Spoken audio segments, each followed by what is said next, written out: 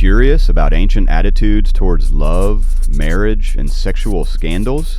Look no further than Greek historical sources. Welcome to A Day in History, where we'll explore the marvelous romantic traditions of the ancient Greeks. Ancient engagements were not really for romantic reasons, rather to create reciprocal relationships between the two families. Marriage transactions were often arranged by a woman's male kin, or kyrios, and involved a series of exchanges of property and dowry payments. They even had a name for it, dowry, a verb used to describe the process of giving brides to their new husband. This was also reflected in the marriage ceremony itself. According to Rebecca Haig, special wedding vases, the lebisgamikos and lutrophoros, often depicted scenes of the wedding ceremony for which they were created. Surviving examples reveal that the ceremonies commenced with sacrifices and dedications to the gods to protect the bride and groom. The happy couple would bathe and cleanse in ritual waters, and both would dress elaborately in robes. Brides would adorn themselves with a crown and girdle as a mark of virginity. After the wedding couple were dressed, the festivities began with a delicious feast for both families and their friends. At the end of the feast, the bride would travel by cart to her new home. Her separation from her family and friends was often marked with tears, wailing, and lamenting. Not quite the mood at today's weddings, although the amount of wine was probably comparable. In fact, several of our own wedding customs originate in the ancient Greek wedding ceremony, from the bride's veil to the division of friends by sex, with the girls accompanying the bride until she is placed in the hands of the groom. One of the most bizarre explanations for romantic love originates in a philosophical text written by Plato, the Symposium. Symposia were hosted and attended by notable men of the classical and Hellenistic periods to eat, drink, and be merry, with music and scantily clad entertainers, or hetairae. At this fictional event, the comic playwright Aristophanes offers a speech in praise of Eros, god of love and desire. He tells a strange story that all humans were conjoined in the mists of time, until Zeus decided this was too threatening and cut people in two. Love is humans' inherent desire to find their other half in order to become a whole person on earth. Did you know that an ancient Greek poet inspired the descriptor lesbian? Sappho, who lived on the island of Lesbos in the 7th or 6th century BC, wrote and performed scores of poems to music on topics from the gods to nature. Although it is suspected that she was married, many of her poems show her desire and longing for women, and are a useful source for ancient wedding ceremonies. In her Ode to Aphrodite, she asks the goddess to fight as my comrade, to help her secure the affections of a young woman. Sadly, many of her poems have only survived in fragmentary form, but she was known as the 10th muse in ancient times for the power and beauty of her verses. Translators who uncovered her poems used the term sapphic to describe the poet's romantic desires and admiration for women, a term that is still used to this day. Unsurprisingly, many of our ancient sources tell the perspectives of women from a man's point of view. One of our few genuine sources from women come in a curious form.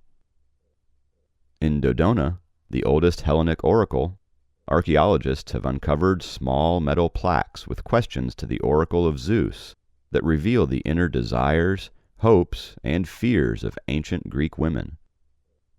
Similar curse tablets have been found all over Greece, messages where citizens asked the gods to answer their prayers and harm their enemies.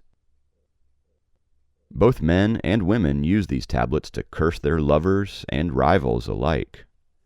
One man in Athens asked the gods to restrain the body and spirit and tongue and feet and deeds and plans of Myrine, the wife of Hagnotheus, until she goes down into Hades and withers away. Meanwhile, a young woman writes, I bind Aristochades and the women who strip for him. Do not ever let him marry another woman or youth. Suddenly, modern social media call-outs aren't looking so bad after all. Attitudes towards women in ancient Greece could be contradictory at best. The historian Thucydides perhaps summarized the thoughts of many classical Greek men when he wrote that General Pericles stated, Your greatest glory is to be least talked about by men, whether they are praising or blaming you. In Simonides' account of the different types of woman, there is only one positive category, compared to the bee who faithfully contributes to the household and produces children. He writes, a man should take care to avoid a lazy wife who rolls in filth like a sow, or a nag who barks at her husband like a dog. Unfortunately, what the women thought of the men is less apparent in history. However, some sources show that women could exert a great deal of power within the household. Xenophon, writing the Economicus tome on household management in the 4th century BC, suggests that the character Ishomachus is wise to train his young wife to keep the household in good order, manage their enslaved staff, and produce wool and food. In contrast, the economic influence of women was limited in many ways in Athenian society. Women could not own property or carry out financial transactions without the oversight of their male relative, or kyrios. The fidelity of women was important for men to shore up the security of his household, so he could be sure all his children were legitimate.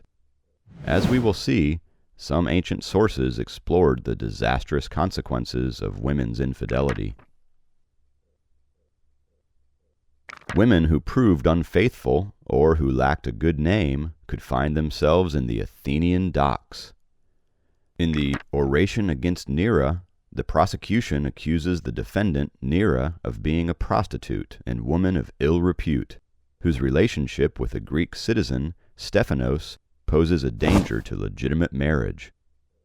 In contrast, the true function of good wives is to bear legitimate children and be the faithful guardians of the household.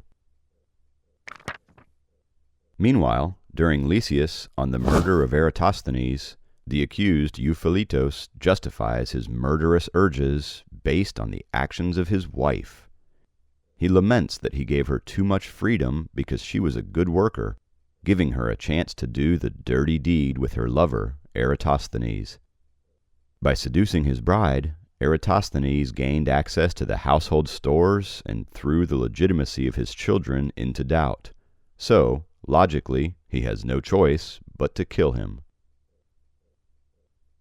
Greek tragedies are full of warning stories of adulterous and murderous wives for the Greek male audience, from Clytemnestra, who conspired with her lover Aegisthus to murder her husband in the bath, and to get revenge on his sacrificing their own daughter, to Medea's grisly gift of a poisonous gown and headdress for her husband's new bride, Glauce. And sometimes such murderous stories found their parallels in real ancient Greek life. In Thessaly, the wife of tyrant Alexander of Pherae is said to have stood over her husband's body, urging his killers to strike another blow. Olympias, the fourth wife of Philip of Macedon, almost certainly had a hand in bumping off his other romantic prospects, and may have engineered his murder to ensure her son got the prime post, who then turned out to be the shy and retiring Alexander the Great. Fascinated by fabulous ancient nuptials? Or want to learn all the ways Alexander was not so great? Don't forget to subscribe to our channel where you can learn more about the wacky and wonderful parts of the past.